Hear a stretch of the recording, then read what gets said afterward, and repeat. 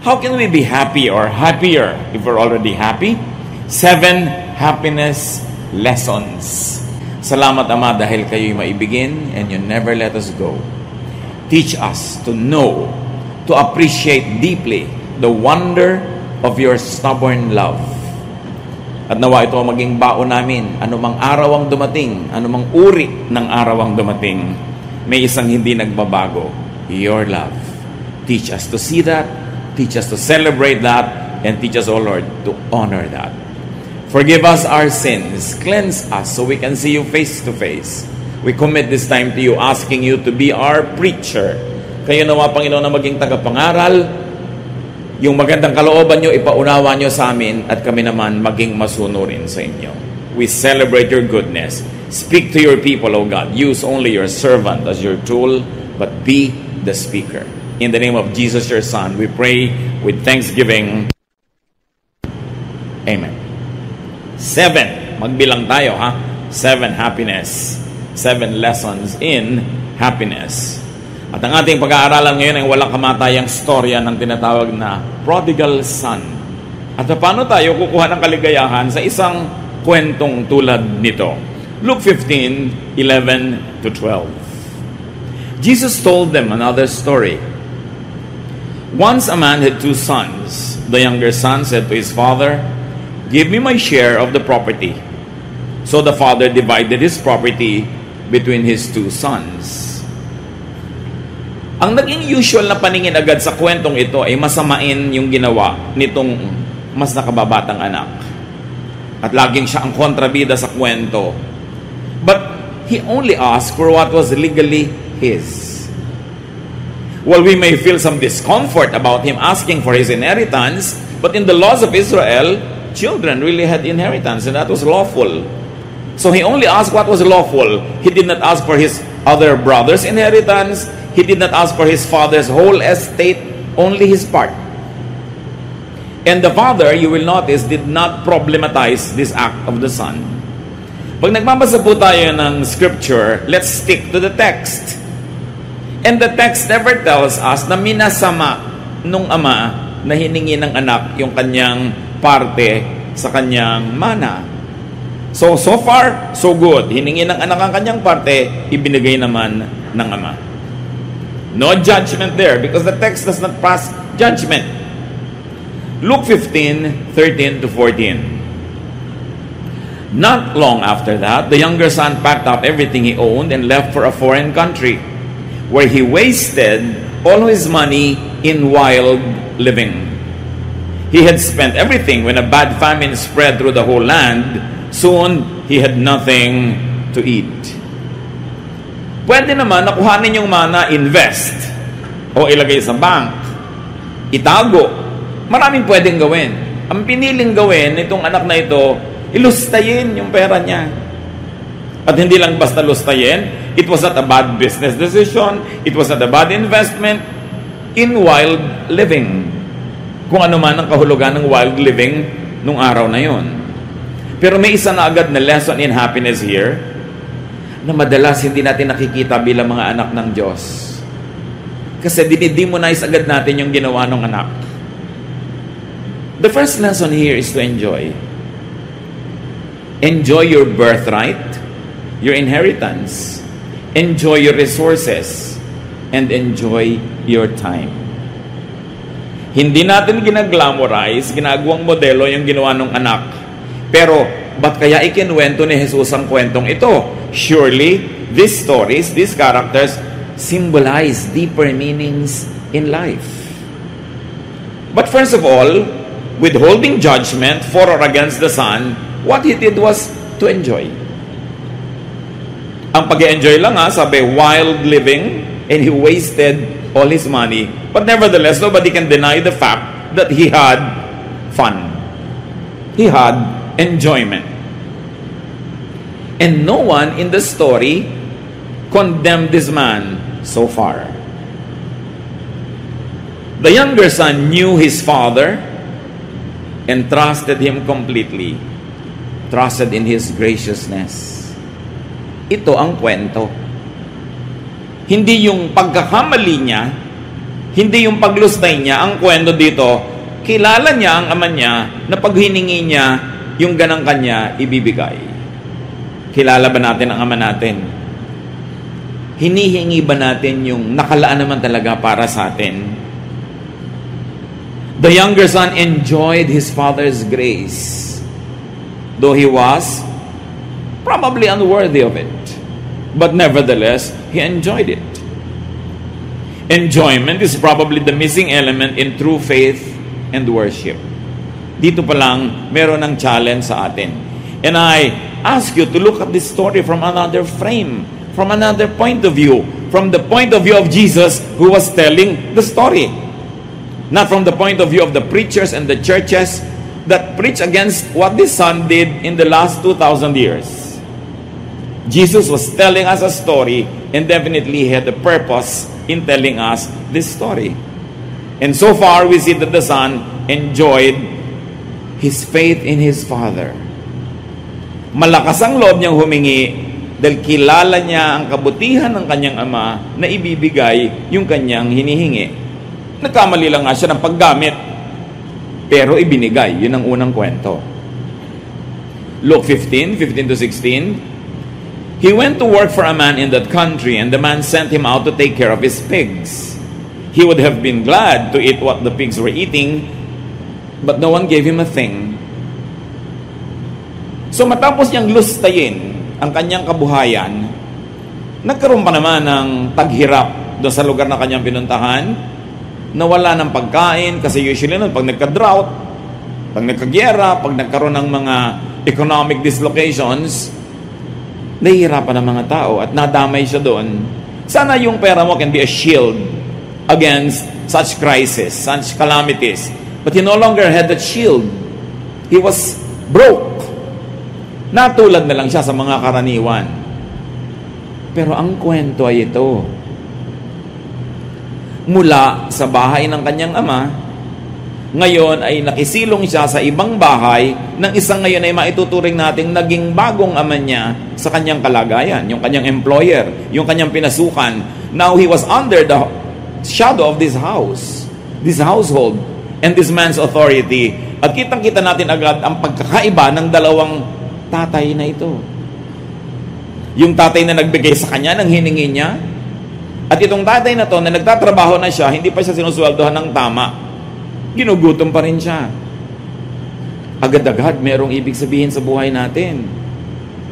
Minsan umaalis tayo sa grasya ng Diyos at lumilipat tayo sa kung sino mang papa o mama o kung sino mang taong sinamahan natin, hindi naman tayo ay naalagaan.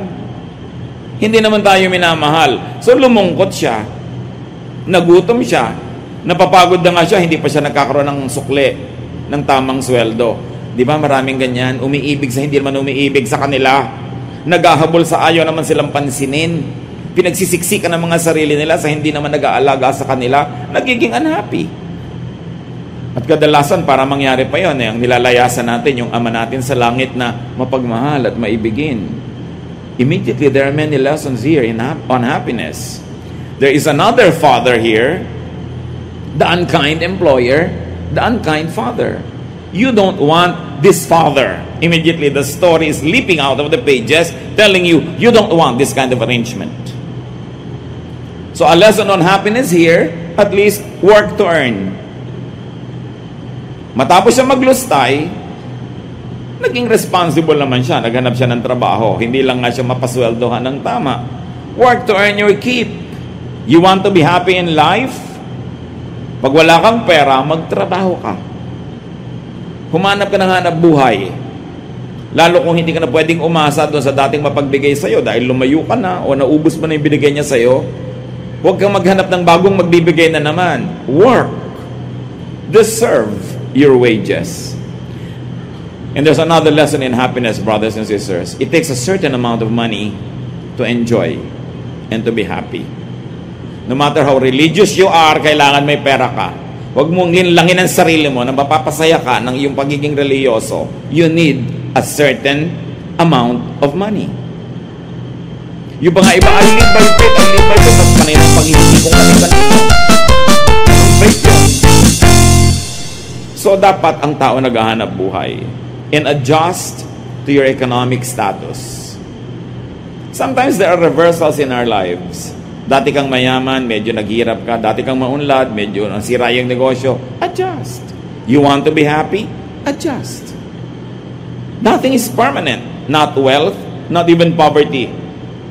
Not sickness, not health. Talagang gumugulong ang buhay. So kung nag-enjoy ka, enjoy it. Pag dumating na hindi enjoyable moment, bear with it. Adjust to be happy. Huwag ka dapat laging nagsasentimiento about past glory, about past wealth and past fame. Tapos na yon. Itong taong ka nag-adjust ng trabaho. Yung pinaka-nakaririmarin pa ng trabaho dahil nag-aalaga siya ng mga baboy, Jew siya. So sa kanila, kadiri-diri yon. But he wanted to earn his money and he wanted to have food in his stomach. Pero yung paman, kulang ang ibinabayad sa kanya.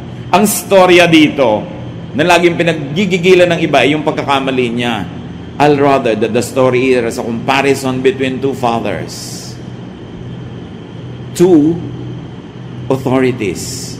Two sources of blessings. Luke 15:17 to 19. Finally, he came to his senses and said, "My father's workers have plenty to eat, and here I am, starving to death. I will go to my father and say to him, Father, I have sinned against God in heaven and against you. Then I am no longer good enough to be called your son. Treat me like one of your workers." Itong taong to, kahit anong iba to sa kanya ng buhay, ang magiging ending, sasaya to. Kahit ang simula niya, ganon. Kala mo, ang sama-sama niya, hiningi niya yung kanyang mana, pagkatapos, nagpasasa siya, naghirap siya, pero nagtrabaho naman nung nawala ng pera. At ngayon na-realize ang kanyang pagkakamali, hindi na siya nangatwiran. Willing siyang tanggapin ang pagkakamali at willing siyang ituwid yun. Sabi niya, uuwi nga ako sa tatay ko, mas mabuti pa doon. Kahit itrato ako doon katulong, total katulong din lang ako dito, doon na lang, mas masagana pa. So sabi niya, iyan ang gagawin ko, tatanggapin ko ang pagkakamali ko at hindi na ako mag-e-expect ng dating treatment. Total nagkamali ako eh. Ito ang mabuting anak.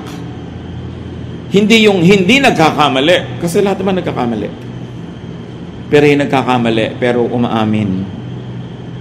Nagpapakumbaba at bumabalik kahit naglalayas. So identify the unkind and the ungracious employer of your life. The unkind and ungracious father that you seek shelter under his shadow. Identify unkind and ungracious shepherds that don't feed you but only use you, and go away from them to be happy. You see here the lessons. Analyze your situation and improve it. Any unhappiness is caused by a reason.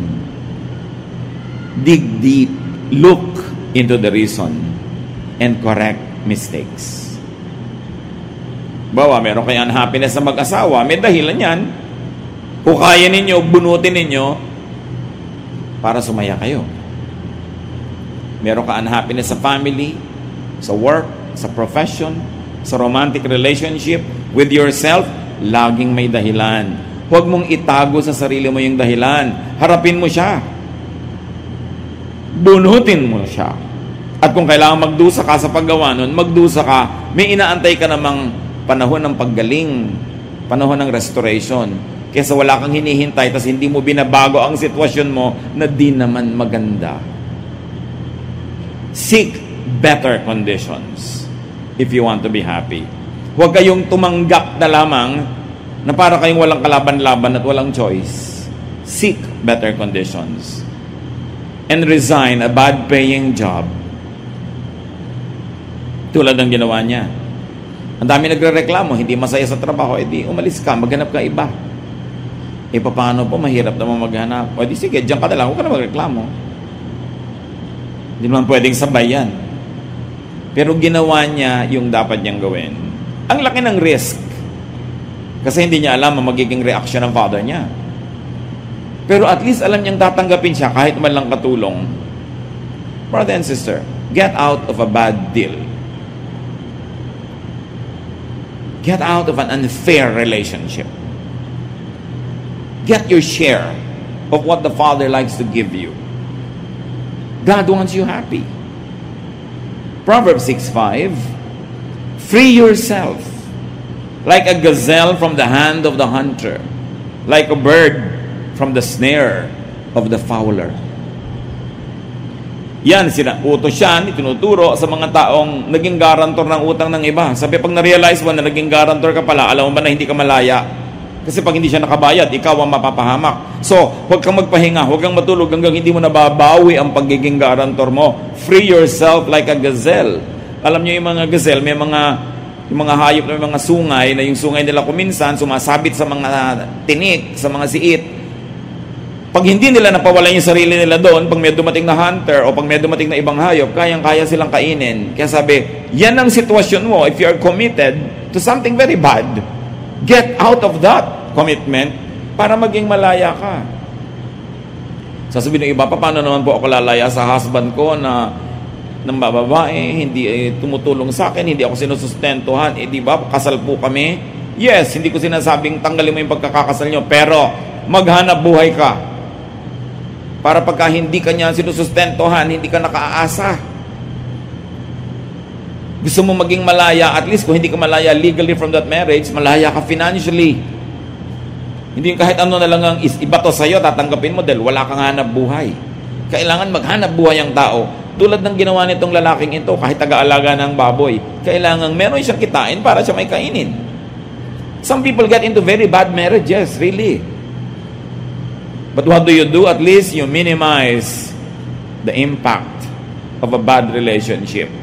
At least be economically independent. Gumawa ka ng paraan, hindi madali.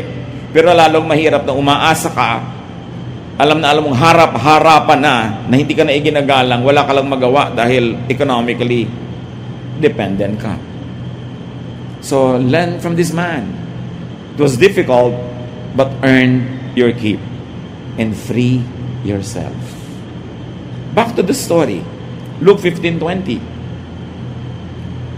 The younger son got up and started back to his father. But then when he was still a long way off, his father saw him and felt sorry for him. He ran to his son and hugged and kissed him. Ine-expect niya siguro pagagalitan siya. Ang istorya talaga dito, hindi yung anak, hindi yung pagkakamali niya. Ang kwento dito tungkol doon sa ama. Kung anong uri ng ama siya. Dahil siya yung ama natin sa langit, only represented in the story by this father. So, lesson on happiness: love those you love in spite of their antics. Learn from this father. Alam niya, hindi naman napakaganda ng ginawa ng anak niya. Nadagdagan pa ng pagkakamali. Nadagdagan pa ng failure. Pero nung umuwi, ang una niya isinalubong, love. Hindi sermon. Alam niyo yung umuwi, nagpapakumbaba, tumatanggap ng pagkakamali. Sermon ang pinakahuling kailangan nun. Dahil yung pag-uwi lang niya, pagpapakumbaba niya, daig pa niya ang nasermonan mula ulo hanggang paa. Hindi na kailangan ng additional sermon. Love your children. Love your wife. Love your husband. Love whoever needs your love.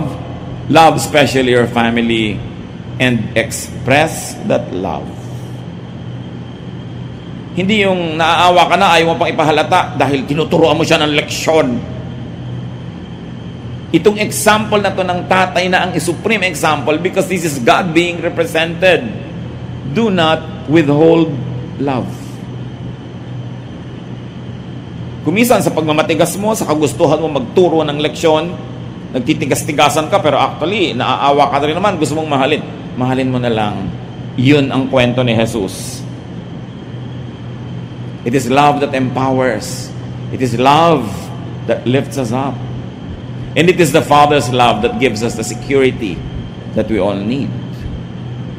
Nagulat siguro yung anak. Niyakap siya, amoy baboy siya. Gusgusin. Umalis siguro ang gwapo-gwapo, pagbalik nga, yagit na yagit ang dating. Ang salubong ng ama, yakap. Hindi, ano? Diba? Ganun usually ang gusto mong salubong.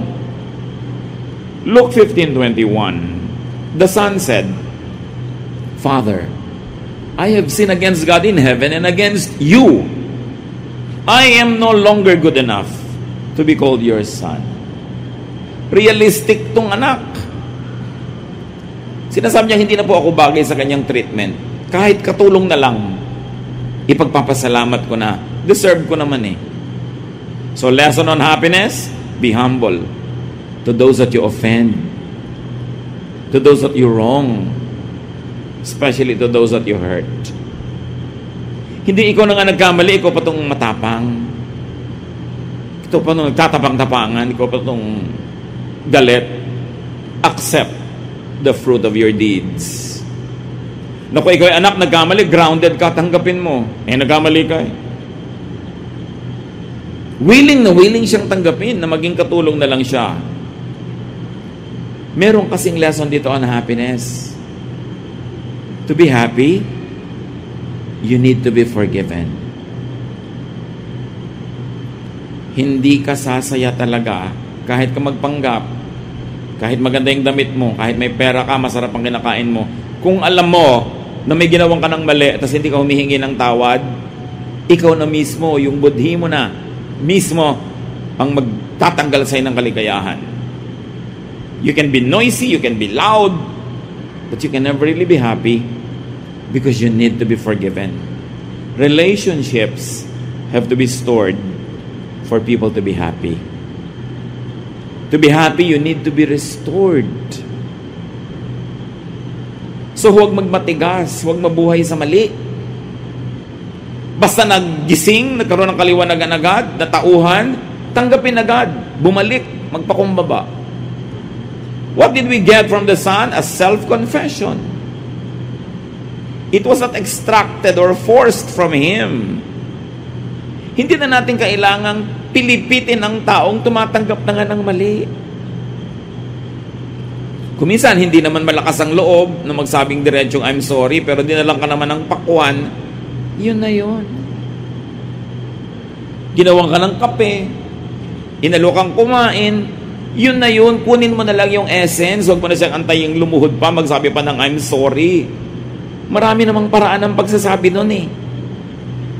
At hindi lahat ng tao kayang diretsahan na sabihin yun. Meron silang ibang paraan ng pagpapahiwatig. Appreciatein na natin yun. At padaliin natin para sa kanila ang paghingi ng tawad. Huwag na tayong masyadong maging unreachable. Para pare-parehong masaya. Because to be happy, you not only need to be forgiven when you are the wrongdoer, you need to forgive. Bawat galit mo, lalo sa mahal mo sa buhay, nagpapalungkot yun sa'yo. At kuminsan, hindi mo yun masyadong nare-realize, hindi mo lang alam kung ba't hindi ka masaya, bakit may kulang. Ang kulang pala pagpapatawad. Remember, nagpatawad yung ama kahit hindi humihingi ng tawad yung anak. Matalinong ama. Paano nga naman kung paglapit hindi naman humingi ng tawad? Alam ba naman ng ama yung purpose ng anak sa pagbalik? Bumalik na gusgusin, bumalik na mabaho. Paano ka sasabihin pala nun? Dagdagan niyo pa yung binigay niyo sa akin. Kulang. Hindi naman alam ng ama eh. Pero inunahan niya yung anak niya, pinatawad niya agad. Pinadali niya yung pagpapatawaran. Padaliin niyo na lang. Lalo't anak niyo, magulang niyo, kapatid niyo. Mahirap naman na magpanggap tayong baliwala sa atin na may mga broken relationships. Hindi yun totoo. Iniinda natin yon. Tanggapin na lang. Paluwagin, padaliin ang buhay. So habang nagpo-protest pa yung anak niya sa ibinibigay na VIP treatment, nakinig ba yung tatay? Sinabi mo, kita mo na, sabi ko sa'yo. Walang ganon. Luke 15:22-24. But his father said to the servants, hurry and bring the best clothes and put it on him. Give him a ring to his finger and sandals for his feet. Get the best calf and prepare it so we can eat and celebrate. This son of mine was dead, but has now come back to life.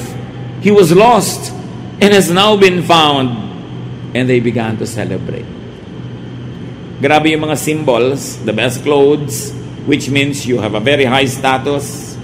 A ring, which means you are a prince of the kingdom or of the house.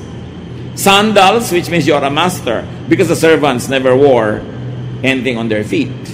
Diba? At hindi lang basta kung ano-ano ipinahanda, yung best. Alam niyo yung mga may kaya nung araw, maski pa nga yung hindi masyado may kaya, basta na ipipilit nila, may inaalagaan silang special animal na kakatayin nila lang pag merong super great event.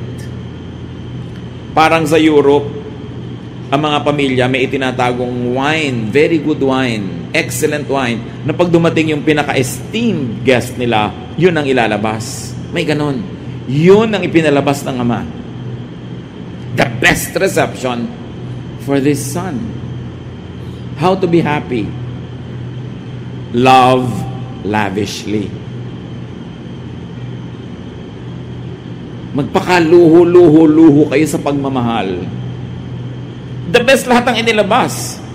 And the point is, hindi naman deserving yung bibigyan. Hindi ka naman nagbibigay dahil deserving siya eh. Nagbibigay ka dahil loving ka. It's you, not the other person. Kaya masaya tong tatay na to. Natuwa siya, hindi niya ikinubli. Nag-celebrate sila, extreme. So love lavishly. And love people more than things. Hindi sabing, etong nagastos mo. O ayun, alam mo kung magkano tong ring na to, magkano tong binibigay ko na naman sa yung sandals. No. Sa tatay, lahat ng yon baliwala compared sa pagpapasaya niya sa kanyang anak at sa kanyang sarili. Kasi nahihirapan din naman yung loob niya na magkalayo sila. Mas masayang magmahal kaysa laging mag-moralize. Lagi magbigay ng lesson, ng disiplina, ng parusa. Yung mga bahay na sobrang discipline, panglabas lang yung ganda nun, pero hindi yun masaya. Aminin. Kung minsan nga sobrang disiplina, hindi mo alam kung palabas sa kapitbahay para walang masabi ang kapitbahay, pero masaya ba? Si Jesus ang nagkwento, dapat pansinin yung mensahe. Remember, this father represents God. This father represents the God many believers do not know or appreciate up to now. They focus on the sin of the son and not on the grace of the Father, which is the real story. Tingnan natin ngayon kung bakit gano'n ang pananaw ng iba sa Diyos. Kasi yung isang anak, gano'n ang pananaw niya sa tatay niya. Luke 15:25 to 32. The older son had been out in the field. But when he came near the house, he heard the music and dancing. So he called one of the servants over and asked, "What's going on here?" The servant answered, "Your brother has come home safe and sound, and your father ordered us to kill the best calf." The older brother got so angry, and he would not even go into the house. His father came out and begged him to go in. But he said to his father, "For years I have worked for you like a slave, and have always obeyed you. But you have never even given me a little goat, so that I could have a dinner with my friends. This other son of yours wasted your money on prostitutes, and now he has come home, and you order the best calf to be killed for a feast." Ito yung relihiyosong anak. Laging correct, laging proper, laging galit, ayaw sumali sa sayawan, sa music, napaka-separatist. Ganon siya dahil hindi niya kilala ang ama niya. Akala niya kailangan niya lagi mag-sacrifice para matuwa ang tatay niya. Kailangan niyang timpiin ang mga kaligayahan niya. Kailangan niya laging magtipid. Kailangan niya laging sikilin ang kanyang nadarama, pati ang gusto niyang kasiyahan. Pero, nagustuhan ba ng tatay niya yung ganon? Kitang-kita niyo sa trato. Ginad siya agad ang kapatid niya. Sabi niya, he wasted his money on prostitutes. The verses never told us that he did that. Sabi lang, wild living. Pero meron na sa agad na buong ideya kung anong ginawa ng kapatid niya. At ginudge na niya, ito yung mga relihiyosong tao. Laging nasa simbahan, laging correct ang damit, laging tama ang behavior, pero judgmental.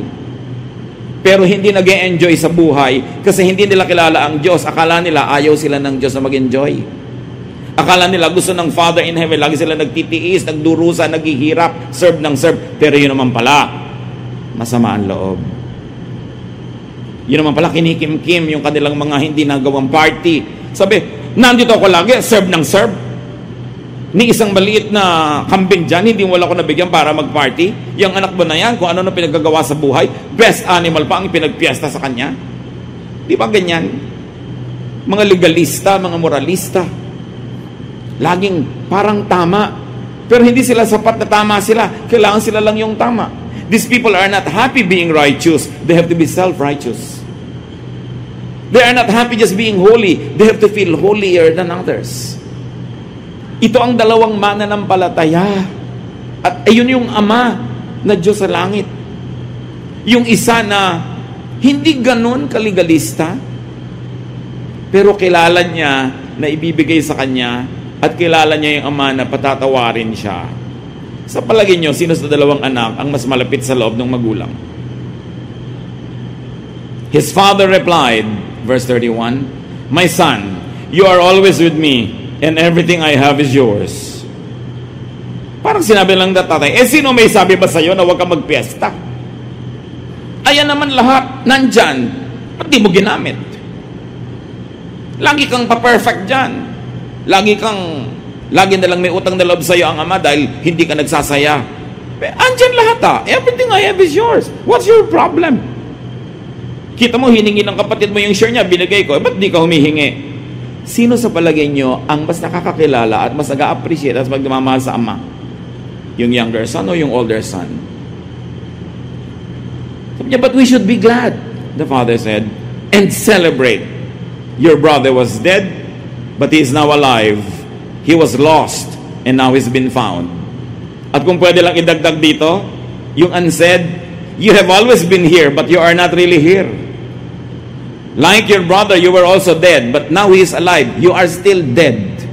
You don't know me. You don't know my grace. You don't know how to enjoy your life. You think that you have to sacrifice every time to make me happy. I don't look for sacrifices.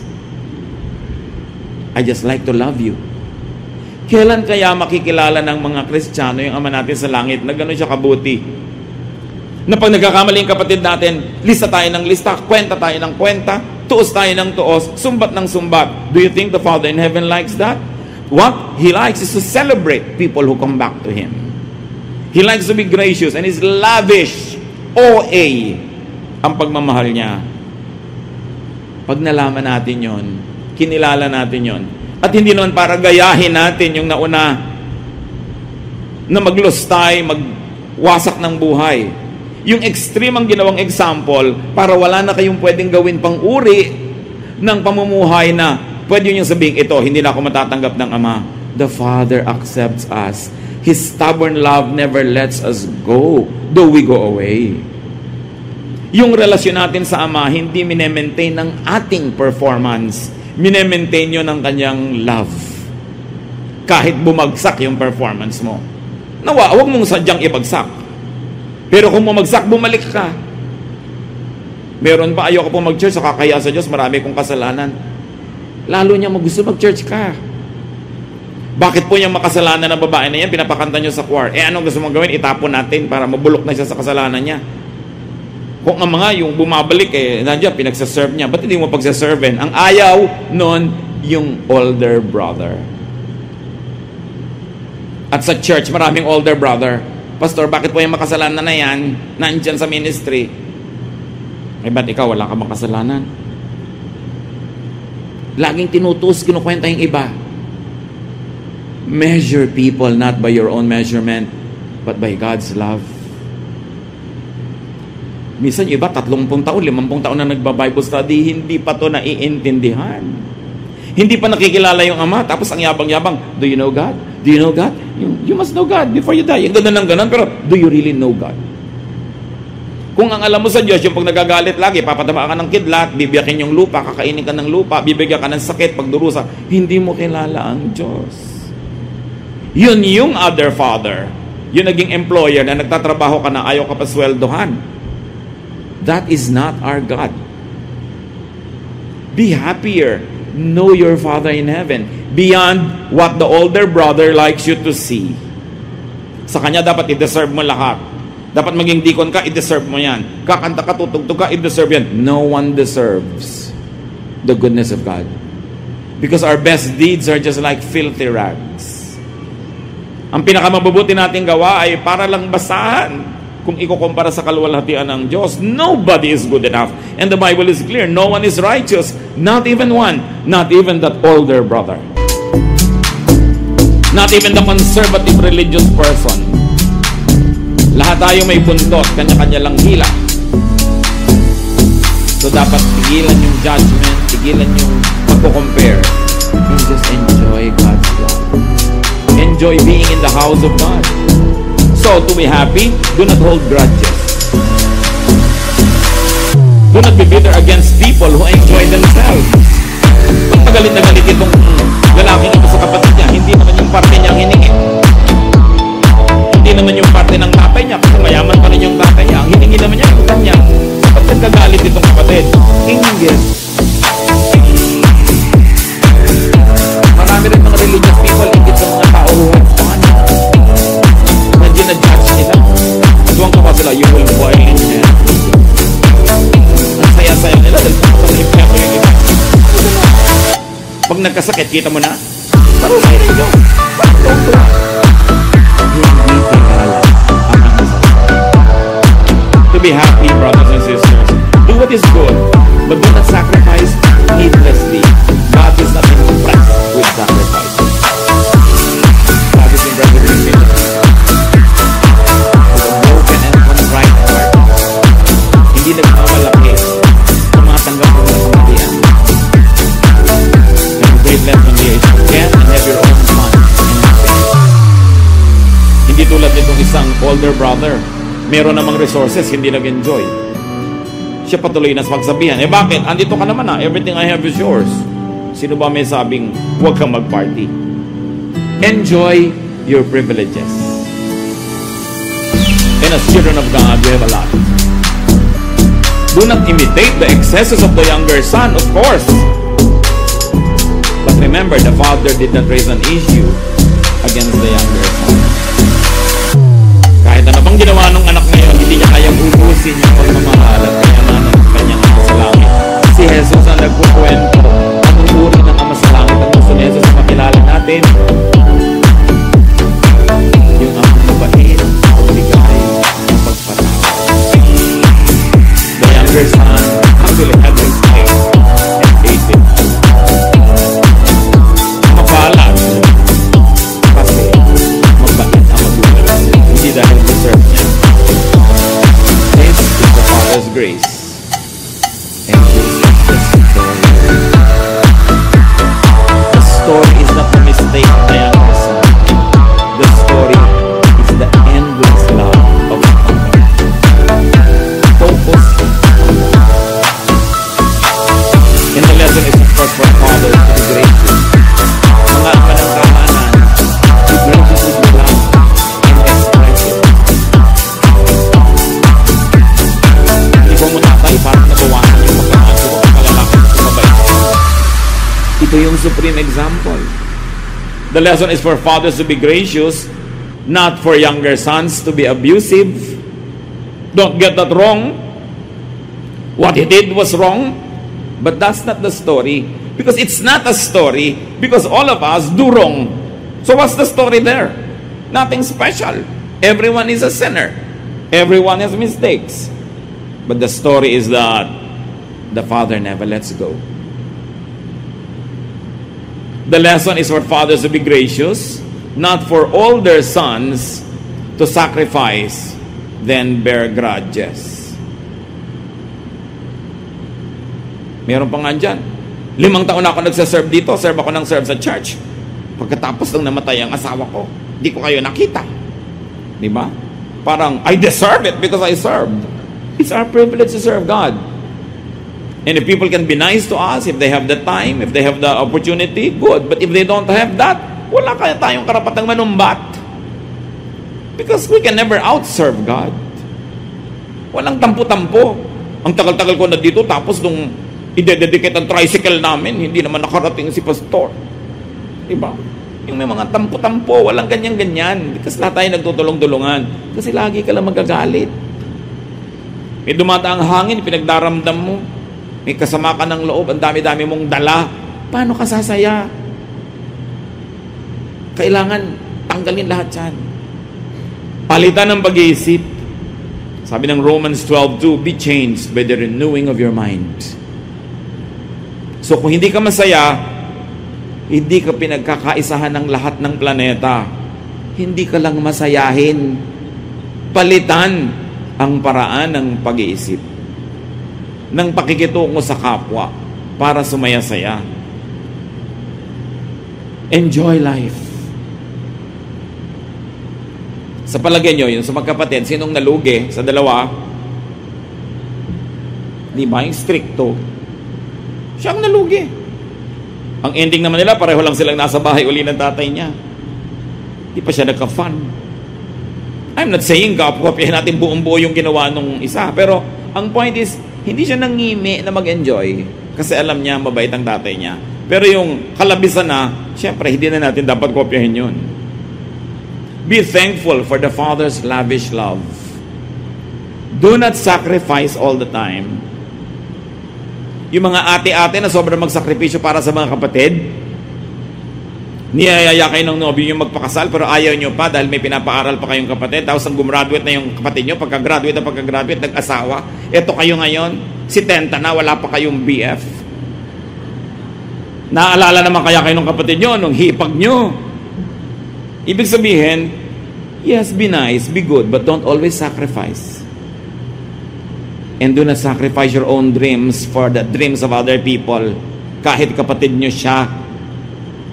Because at the end of the day, people will be selfish. They will take care of themselves. They will not even remember you. Swerte ka na kung napaalala ka pa. Lalo kung nag-asawa pa to ng maramot. Kawawa ka ngayon. Ano magagawa mo? Lumipas ang pagkakataon. Kakanta ka kasabay si Tilly Moreno. Alam niyo yung kanta? Saan ako nagkamali? Saan ako nagkamali? Yan. Dahil sinakripisyo mo ang buhay mo. Sino ba may sabi magsakripisyo ka? So gumawa ka ng mabuti, pero isabay mo rin yung sarili mo sa enjoyment, hindi yung nakastop ka, sila go. Kasi ginoglorify yan ng relihiyon, pero hindi yan ang ginoglorify ni Jesus. Jesus wants you to have fun. It's no simple story that his first miracle was to make wine. And Jesus was called a glutton and a drunkard because he was in every party. When will you know Jesus, the real one? He sets people free. May babaeng nagngangalgal sa paanan niya. Hinayaan lang niya. Sabi ng isa, kung alam lang niya na masamang babae, hindi siya papayag. Alam nga niyang masama, kaya siya pumayag. Dahil sa kanya, he's a friend of sinners and tax collectors. Dapat ang mga Kristiyano, friend of sinners and tax collectors, hindi judges of sinners and tax collectors. Kasi ang may papel nun yung Pharisees, not Jesus. It is the wrong father. Yung father na inaalagaan mo na yung baboy niya, ayaw ka pa sweldohan. But the gracious Father is kind. Love lavishly. Magmamahal na rin lang kayo, lagyan niyo na ng feelings para masaya.